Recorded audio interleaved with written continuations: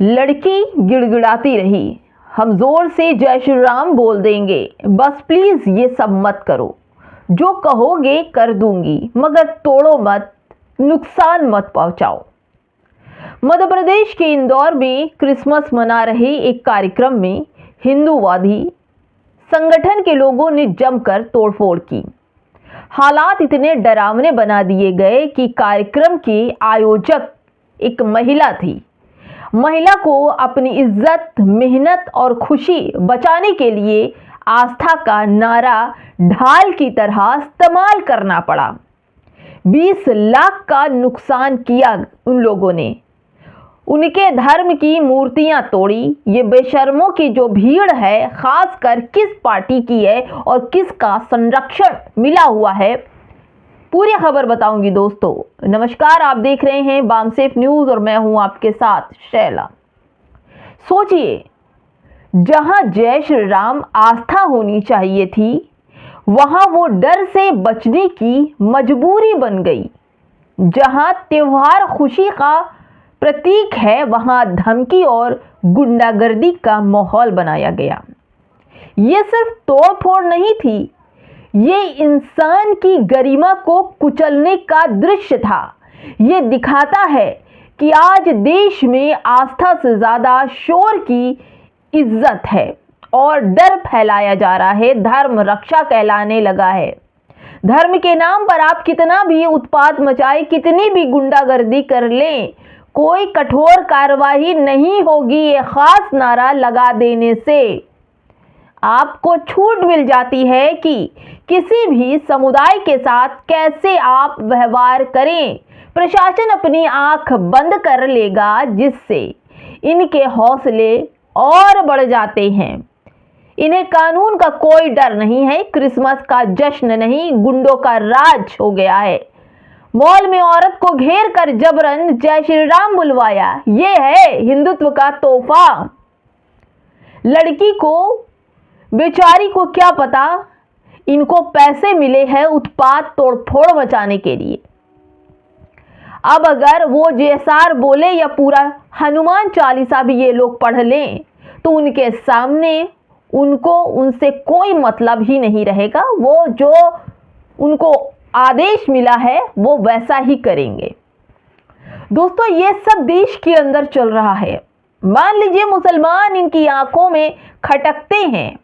मान लीजिए कि मुसलमान दाढ़ी टोपी देखकर हत्याएं हो रही है मुसलमानों की। दाढ़ी टोपी बुर्के से इनकी आस्था खराब होती है, तो फिर आखिर क्रिश्चियनों से इनको नफरत क्यों?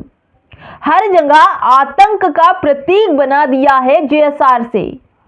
एक तरफ तो कुलदीप सेंगर की वजह से वो महिला पीड़ित अपने अधिकार के लिए, अपनी मांग के लिए बैठी है कि उसको न्याय मिले, वहीं मॉल के अंदर ये गुंडा भगवा आतंकवादी महिला को घेर कर जबरदस्ती जेएसआर के नारे लगवा रहे हैं। वो हाथ जोड़ रही है, सब कर रही है कि मैं जेएसआर के नारे बोल दूंगी, लेकिन ये सब मत करो। लेकिन ये तो ज़ॉम्बी हैं, इनकी आत्माएं तो मर चुकी है। पता नहीं कैसे इनके माँ बाप, इनके गुरु और इनके शिक्षक हैं जो ऐसे नालायक, बेशरम, बेहया 5 किलो राशन पर जिंदा रहने वाले ये भगवा आतंकी चारों तरफ देश का माहौल खराब कर रहे हैं और सरकारें मौन हैं। और तो और मैं आपको बताऊं, कल 25 दिसंबर था। 25 दिसंबर को हमारे प्रधानमंत्री नरेंद्र मोदी दिल्ली के चर्च पहुंचते हैं, वहां पादरियों से मिलते हैं, वहां पर बाइबिल पढ़ते हैं और बाहर, चर्च के बाहर हनुमान चालीसा पढ़ा जाता है। चर्च के अंदर तोड़फोड़ किया जाता है, जेएसआर के नारे जबरन लगवाए जाते हैं। नरेंद्र मोदी चर्च के अंदर, इनके पार्टी के लोग चर्च के बाहर आतंक मचाए हैं। आखिर क्यों नरेंद्र मोदी को ये दोहरा रवैया अपनाना पड़ा? आखिर क्या डर था नरेंद्र मोदी को? क्यों नरेंद्र मोदी चर्च के अंदर गए? दोस्तों बताऊंगी, पूरी खबर बताऊंगी कि आखिर डर किस बात का है नरेंद्र मोदी को। नरेंद्र मोदी अपना वोट बैंक बचाने के लिए इन चिंटू आतंकवादियों का सहारा लेकर लोगों को डरा कर, धमका कर बता रहे हैं कि हिंदू राष्ट्र बनेगा। इसलिए इन लोगों को पूरी छूट दी गई है। लेकिन अंतर्राष्ट्रीय स्तर पर नरेंद्र मोदी अजमेर में चादर चढ़वाने भेजते हैं, अब वो भी इनके अल्पसंख्यक मंत्री किरण रिजिजू जाएंगे, वहीं चर्च के अंदर जाकर खुद माथा टेकते हैं। आखिर नरेंद्र मोदी का ये दोहरा रवैया, दो चेहरे, इनकी हर एक पोल को खोल कर रख देता है। दोस्तों मैं आपको बताऊं, नरेंद्र मोदी पर बड़ा ही दबाव है, क्योंकि अंतर्राष्ट्रीय अदालत तक ये जो खबर है जा चुकी है। पहले तो मुसलमानों की खबरें चलती थी कि मुसलमानों के साथ किस तरह का रवैया अपनाया जा रहा है, जो मुस्लिम देशों में चल रहा था, लेकिन अब यूरोप, जापान, फ्रांस, अमेरिका, हर जगह अब इस क्रिसमस की खबर चल रही है। आपको बताऊं, इनके गुंडों ने 834 attack on Christian in India in 2024, 100 more than 2023 right group, यानी कि 834 अटैक क्रिश्चियनों पर हो चुके हैं। 100 से ज़्यादा इनके ऊपर FIR, आरोप इसी भारत के अंदर लगाए गए हैं, जिसकी गूंज जो है विदेशों तक है। तो नरेंद्र मोदी को लीपापोती तो करनी ही थी ना दोस्तों, इसलिए वो 24 दिसंबर को लीपापोती करने चर्च में गए तो, लेकिन अपने गुंडों को छोड़ दिया बाहर।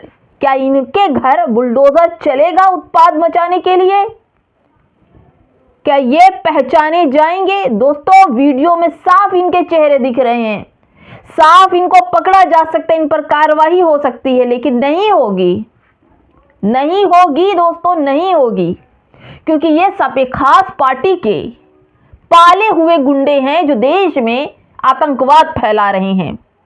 शर्म से नरेंद्र मोदी की पार्टी को डूब मरना चाहिए। ये भाजपा वाले जो एक महिला का हिजाब खींचा जाता है तब कहते हैं हाथ इधर उधर लग जाता, तब क्या होता, लड़की जहन्नुम में जाए या फिर जॉब करे, ऐसी मानसिकता वाले लोग हैं।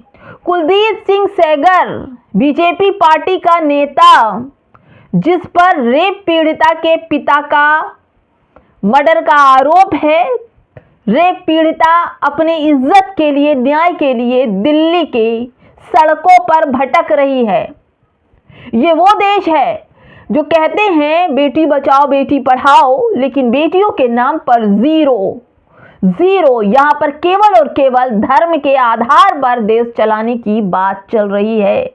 यहाँ पर आप कितने भी उठाकर देखें, जितने भी एक खास पार्टी के नेता हैं, सारे के सारे रेपिस्ट हैं, सारे के सारे भ्रष्टाचारी, आतंकवादी, कफ सिरप वाले, पैसा ले लेकर विदेशों में भागकर सत्ता जमाने वाले हैं।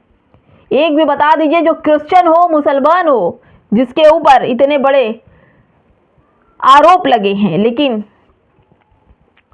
हत्याएं का आरोप तो दोस्तों आप समझ ही रहे हैं क्या चल रहा है देश के अंदर। जो चल रहा है दोस्तों बेहद खतरनाक है, और इस खतरनाक चीज़ों का खामियाजा नरेंद्र मोदी को भुगतना पड़ेगा। दोस्तों बहुत बुरा चल रहा है।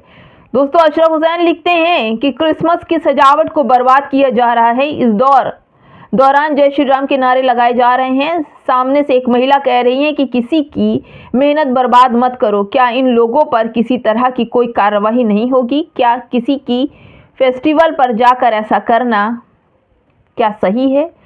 दोस्तों मुझे बताते हुए शर्म लग रही है। दोस्तों पॉलिटिक्स की रिपोर्ट है। इमरान प्रतापगढ़ी कहते हैं कि मुसलमानों के खिलाफ नफरत बढ़ाने के लिए सरकार जिम्मेदार है, उतना ही मीडिया जिम्मेदार है। राज्यसभा सांसद इमरान प्रतापगढ़ी ने दोहरे रवैये के लिए मीडिया को घेरा। दोस्तों क्रिश्चियनों पर जो हमले हुए इसका कोई डिबेट होगा? कोई डिबेट होगा? अंजना कश्यप, चित्रा त्रिपाठी, रूबिका लियाकत बोलेंगी? नहीं बोलेंगी, क्योंकि इनके पैसों को मुंह में भर दिया गया है कि इस मामले में कोई भी लीपापोती नहीं करोगी। लेकिन जब ये विदेश में जाएंगी तो लात जरूर खाएंगी। बहुत लात खाने वाली हैं ये लोग। बेशर्म औरत हैं ये तो औरत ही नहीं है, ये तो औरतों के नाम पर धब्बा है। चित्रा त्रिपाठी, रूबिका लियाकत, अंजना ओम कश्यप। तुम लोगों से तो जितना बुरा बोलो उतना कम है, लेकिन बेशर्मी की हद है। कैसे तुम लोग सुबह उठ के अपने शीशे देखती होगी बेशर्मो। शक्ल पे तो न जाने तुम्हारी शक्ल पर कौन से शैतान आके बैठा है कि जब शीशा निहारती होगी तो तुम्हें अपने अंदर की जो आत्मा है धिक्कारती तो होगी जरूर, लेकिन करे क्या। पार्टी के जो जूते चाटने हैं। दोस्तों एक खबर और, जामिया मिल्लिया इस्लामिया यूनिवर्सिटी में परीक्षा के प्रश्न पत्र में भारत में मुस्लिम अल्पसंख्यकों के खिलाफ अत्याचारों पर उदाहरण सहित लिखें सवाल पूछने पर बवाल। प्रश्न पत्र तैयार करने वाले प्रोफेसर बालाजी शहरे को निलंबित कर दिया गया। दोस्तों तुम करो तो वह क्या बात, दूसरा कोई करे तो आतंकवाद। यही सब कुछ देश में चल रहा है। अगला नंबर किसका, तैयार रहिए जो अल्पसंख्यक हैं, तैयार रहिए क्योंकि मुसलमान फर्स्ट, ईसाई सेकंड। अगला नंबर किसका, कमेंट बॉक्स में जरूर बताइए। नमस्कार।